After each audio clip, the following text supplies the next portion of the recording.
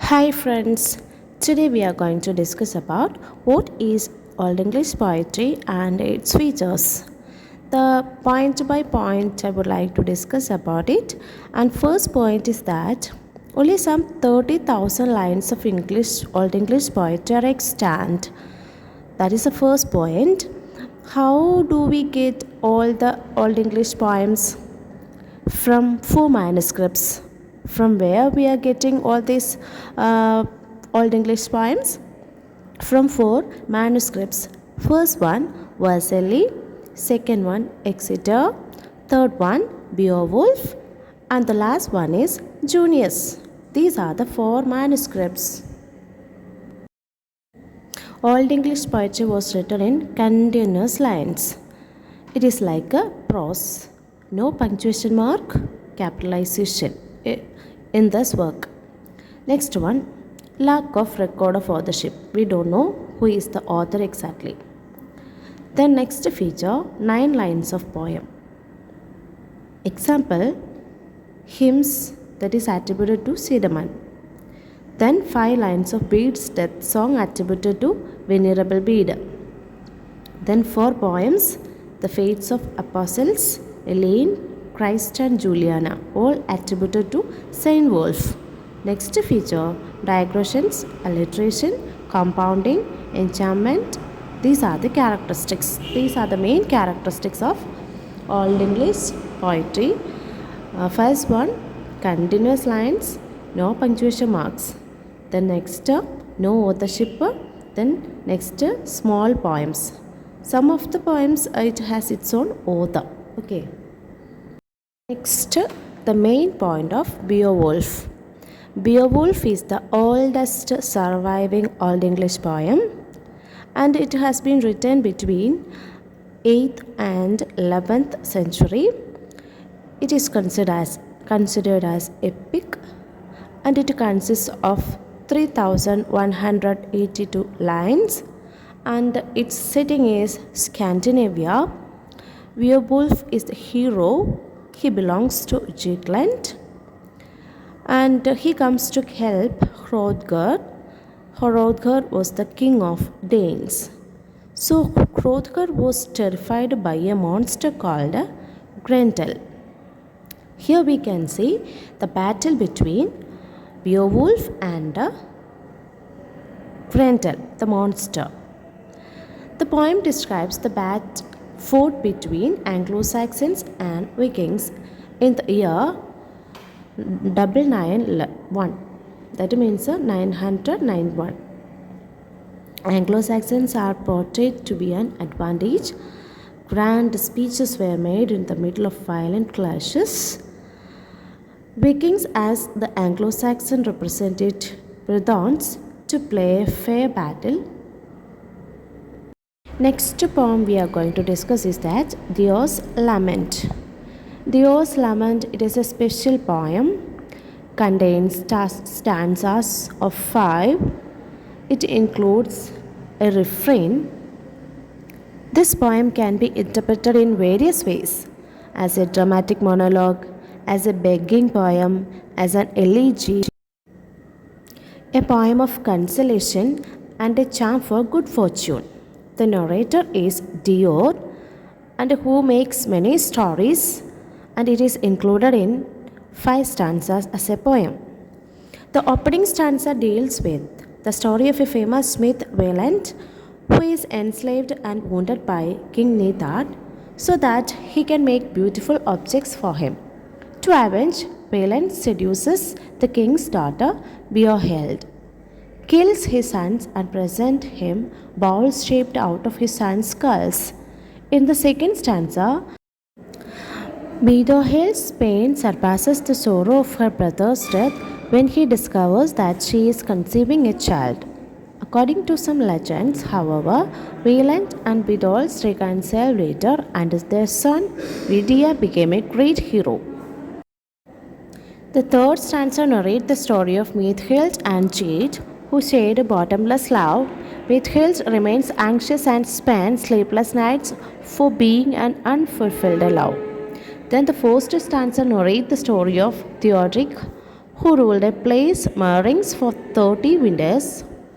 He is portrayed in various legends, a tyrant at some while a victim at other places. The fifth stanza deals with the story of a 4th century tyrant king Ermanaric.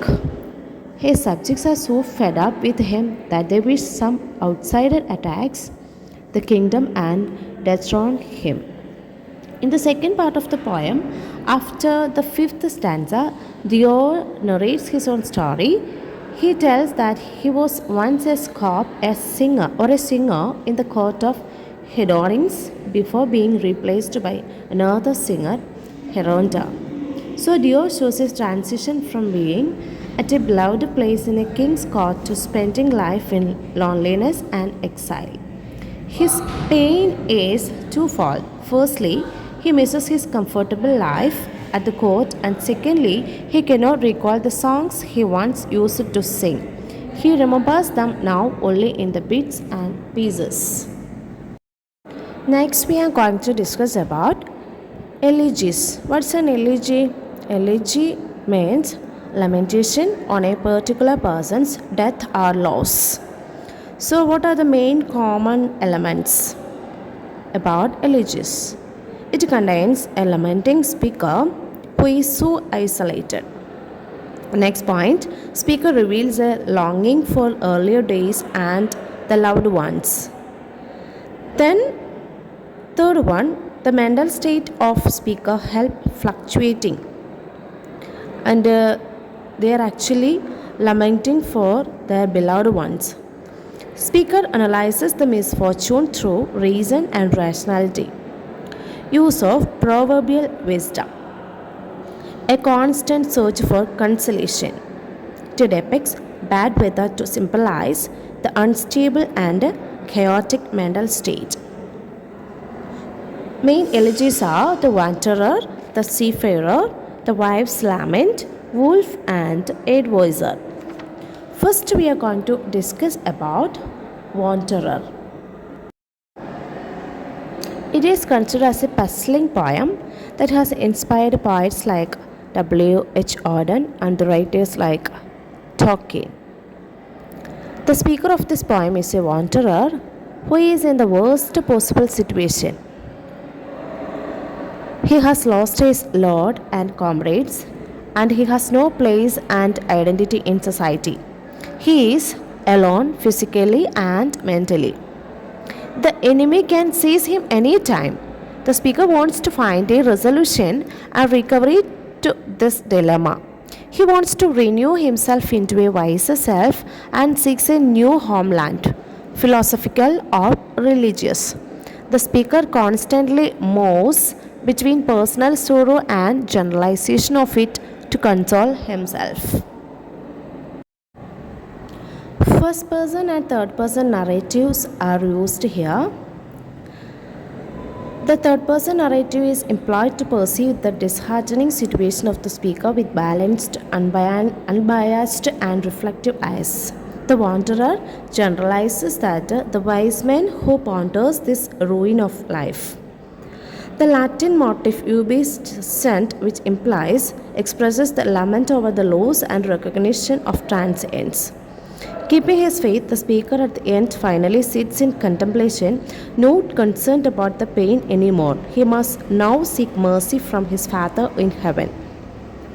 The wanderer can perform a cure on his own heart. Next poem we are going to discuss is the Seafarer. This poem is a bit puzzling to critics due to the different voices it echoes. The speaker comments on his journey to the sea. He contrasts it with the joys of the hall, songs, and communal food. The journey to the sea is the test of his strength and spirit. Strangely, the speaker does not mention the sea or land again in the middle of the poem, and he turns contemplative and religious.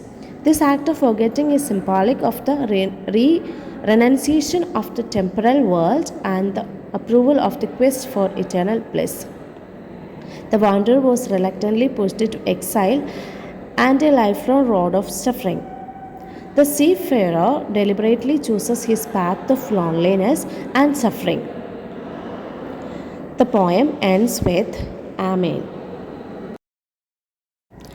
Next poem is The Wife's Lament. This poem is like a riddle, an allegory for the longing for Christ. This poem contains the poem of love and lament of a woman speaker who has lost her husband. It follows the pattern of other Old English elegies. She discovers that he was probably plotting a murder.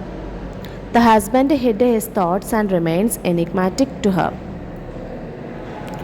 The uncertainty and enigma on the part of the husband confuse her. She cannot decide whether to pity or curse him. She is not sure of anything. The only surety in her elegiac song.